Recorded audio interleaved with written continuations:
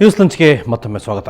ಅಧಿಕಾರ ತ್ಯಜಿಸಲು ನಿರಾಕರಿಸಿರುವ ಬಿಷಪ್ ವಿರುದ್ಧ ಕ್ರೈಸ್ತರು ಬೀದಿಗಿಳಿದಿದ್ದಾರೆ. ಬೆಂಗಳೂರಿನ ಕಾರ್ಪೊರೇಷನ್ ಸರ್ಕಲ್ ಬಳಿ ಇರುವ ಚರ್ಚ್ ಆಫ್ ಸೌತ್ ಇಂಡಿಯಾ ಕಚೇರಿಗೆ ಬಂದ ನೂರಾರು ಕ್ರೈಸ್ತರು ಬಿಷಪ್ ವಸಂತಕುಮಾರ್ಗೆ ಘೇರಾವ್ ಹಾಕಿದರು.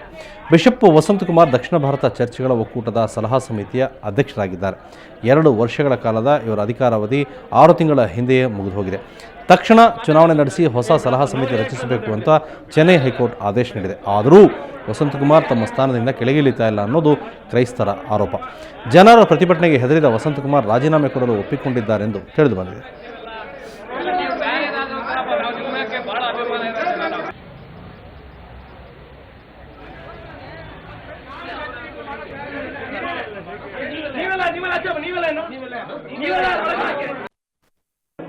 So all these things are governed by a body called as Diocesan Council, which takes place every 2 years. Unfortunately, this year, due to political reasons, the election did not take place, which was due on October 5th to 8th of 2011. A man brought a stay in Chennai, which was not in the jurisdiction, and it took 2 months for us to vacate the stay. The stay was finally vacated on 14th of December 2011, and the court has given an order to conduct the election. In spite of that, as you have rightly seen, Bishop did not have the mind to conduct the election because he is retiring in May 6th and he wants to retire without a elected body. So ಇದ್ರ ಬಗ್ಗೆ ಮಾತಾಡೋಣ. ನಮ್ಮ ಪ್ರತಿನಿಧಿ ಮಾರುತಿ ಸಂಪರ್ಕದಲ್ಲಿ. Maruti, bishop ಸಮಸ್ಯೆ ಬಗೆಹರಿತಾ?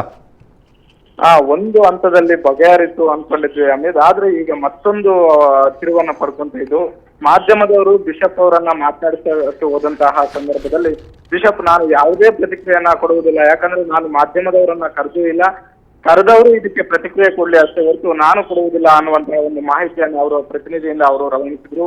ಇಲ್ಲಿ ಪ್ರಮುಖವಾದಂತಹ ಒಂದು ವಿಚಾರ ಏನಂತ ಹೇಳಿದ್ರೆ, ಸುಮಾರು 113 ಚರ್ಚ್ಗಳು ಇವರ ವ್ಯಾಪ್ತಿಗೆ ಬರ್ತವೆ. ಆ ಚರ್ಚ್ಗಳ ಆಡಳಿತವನ್ನ ನೋಡಿಕೊಳ್ಳುವ ಸಲುವಾಗಿ ಪದಾಧಿಕಾರಿಗಳನ್ನ ನೇಮಕ ಮಾಡಬೇಕಾಗಿದೆ. ಆ ಪದಾಧಿಕಾರಿಗಳನ್ನ 2 ವರ್ಷಕ್ಕೊಂದ್ಸಲ ನೇಮಕ ಮಾಡುವಂತಹ ಪ್ರಕ್ರಿಯೆ ನಡೆಯುತ್ತೆ.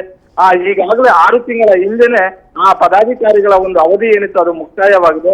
ಆದ್ರೆ ಇವರು ಎಕ್ಸಿಕ್ಯೂಟಿವ್ ಕಮಿಟಿ ಅಂತ ಹೇಳ್ಬಿಟ್ಟು ಒಂದು ಕಮಿಟಿಯನ್ನ ಮಾಡಿಕೊಂಡು ಆ ಕಮಿಟಿ ಮೂಲಕ ಆಡಳಿತ ನಡೆಸಿದ್ದಾರೆ. ಆ ಕಮಿಟಿಯಲ್ಲಿ ಸುಮಾರು 9 ಜನ ಇವರಿಗೆ ಸಂಬಂಧಪಟ್ಟಂತವರನ್ನೇ ನೇಮಕ ಇದ್ದಾರೆ ಅನ್ನುವಂತ ಒಂದು ಆರೋಪ. ಹಾಗಾಗಿ ಎಲೆಕ್ಷನ್ ಮೂಲಕ ಆ ಒಂದು ಕಮಿಟಿಯನ್ನ ನೇಮಿಸ್ತೀವಿ ಅನ್ನುವುದು ಇಲ್ಲಿ ಸೇರಿರ್ತಕ್ಕಂಥ ಎಲ್ಲಾ ಜನರ ಒಂದು ಅಭಿಪ್ರಾಯ. ಆದ್ರೆ ಇದಕ್ಕೆ ಯಾವುದೇ ಸೊಪ್ಪು ಹಾಕದಂತಹ ಬಿಷಪ್ ವಸಂತಕುಮಾರ್ ಅವರು ಸಾರಾಸಗಟಾಗಿ ಅದನ್ನ ತಿರಸ್ಕರಿಸ್ತಾ ಇದ್ದಾರೆ.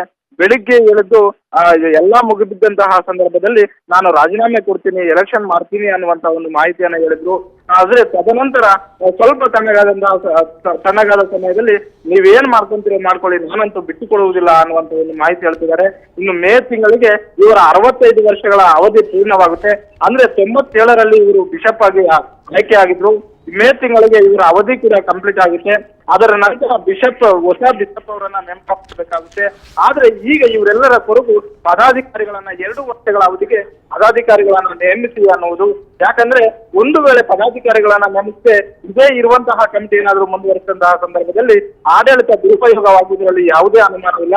ಹಾಗಾಗಿ ಈ ಸಭೆಗಳಿಂದ ಚುನಾಯಿತರಾದಂತಹ ಪ್ರತಿನಿಧಿಗಳನ್ನು ಒಳಗೊಂಡ ಒಂದು ಕಾರ್ಯಕಾರಿ ಮಂಡಳಿಯನ್ನ ನೇಮಿಸಿ ಅನ್ನುವುದೇ ಅವರ ಒಂದು ಅಭಿಪ್ರಾಯವಾಗಿದೆ. ಧನ್ಯವಾದ ಮಾರುತಿ.